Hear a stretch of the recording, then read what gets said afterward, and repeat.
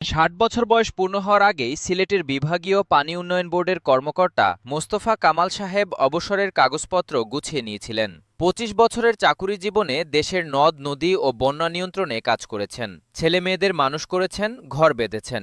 অবসরের পর ভেবেছিলেন পেনশনের টাকায় শান্তিতে কাটবে বাকি জীবন, কিন্তু অবসর নেওয়ার ৭ মাস পরেও পেনশন শুরু হয়নি। বিভিন্ন দপ্তরে দৌড়াতে দৌড়াতে জুতার শুকতোলা ক্ষয় হয়ে গেছে। কাগজ নেই, স্বাক্ষর নেই, অনুমোদন নেই, এই অজুহাতে মাসের পর মাস ঘুরছেন।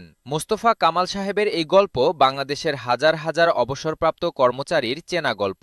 নবম জাতীয় পে স্কেল বাস্তবায়নের প্রেক্ষাপটে পেনশন ব্যবস্থার এই প্রশাসনিক জটিলতা, দুর্নীতি, ডিজিটাইজেশনের চ্যালেঞ্জ এবং বাস্তব মানুষের যন্ত্রণার গভীর বিশ্লেষণ আজকের প্রতিবেদনের মূল বিষয়। পেনশন পাওয়ার আনুষ্ঠানিক প্রক্রিয়াটি একজন সাধারণ কর্মচারীর কাছে একটি দুঃস্বপ্নের মতো মনে হয়। সরকারি নিয়ম অনুযায়ী অবসরের তারিখের অন্তত ৩ মাস আগে পেনশন ফাইল প্রস্তুত করতে হয়। এই ফাইলে থাকতে হয় চাকুরির শুরু থেকে শেষ পর্যন্ত সমস্ত নিয়োগপত্র, পদোন্নতির আদেশ, বদলির আদেশ, বার্ষিক গোপনীয় প্রতিবেদন, সার্ভিস বুকের সত্যায়িত কপি, জাতীয় পরিচয়পত্রের কপি, ছবি এবং আরও অনেক কাগজপত্র। একজন কর্মচারী যদি ক্যারিয়ারে ৫ বা ১০টি জায়গায় বদলি হয়ে থাকেন, তাহলে প্রতিটি জায়গার কাগজপত্র সংগ্রহ করা রীতিমতো গোয়েন্দাগিরির মতো কাজ। অনেক পুরনো কাগজ হারিয়ে গেছে, অনেক অফিস সরে গেছে, অনেক কর্মকর্তা বদলে গেছেন। এই জটিলতার মধ্যে একজন বয়স্ক মানুষকে দৌড়াদৌড়ি করতে হয়, যা শারীরিক ও মানসিকভাবে অত্যন্ত কঠিন।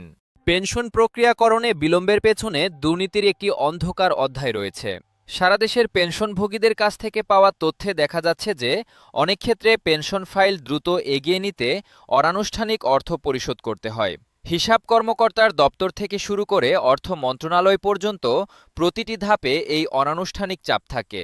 একজন পেনশনভোগী যিনি সারা জীবন সৎভাবে চাকুরি করেছেন, তাকে শেষ বয়সে ঘুষ দিয়ে নিজের ন্যায্য পেনশন পেতে হয়, এই চিত্র যে কোনো বিবেকবান মানুষকে ব্যথিত করে। রাজশাহীর একজন অবসরপ্রাপ্ত কর্মচারী নাম না প্রকাশের শর্তে বলেন, পেনশন পেতে তাকে একটি নির্দিষ্ট পরিমাণ অর্থ দিতে হয়েছে, না হলে ফাইল বছরের পর বছর পড়ে থাকত। এই অসম্মানজনক পরিস্থিতির অবসান না ঘটালে নবম পে স্কেলের সুফল পুরোপুরি পাওয়া সম্ভব নয়। বিভাগভিত্তিক পেনশন পরিস্থিতির একটি তুলনামূলক চিত্র সামনে আসছে।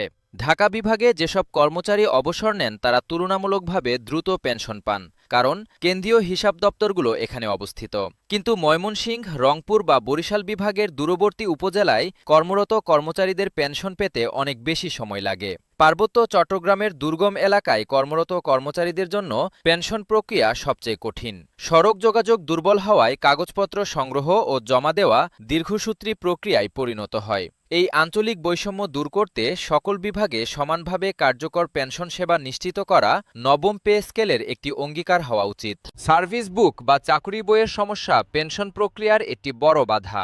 প্রতিটি কর্মচারীর একটি সার্ভিস বুক থাকার কথা, যেখানে তার চাকুরি জীবনের সমস্ত তথ্য লিপিবদ্ধ থাকবে। কিন্তু বাস্তবে অনেক কর্মচারীর সার্ভিস বুক হারিয়ে যায়, পুড়ে যায় বা ভুল তথ্যে ভরা থাকে।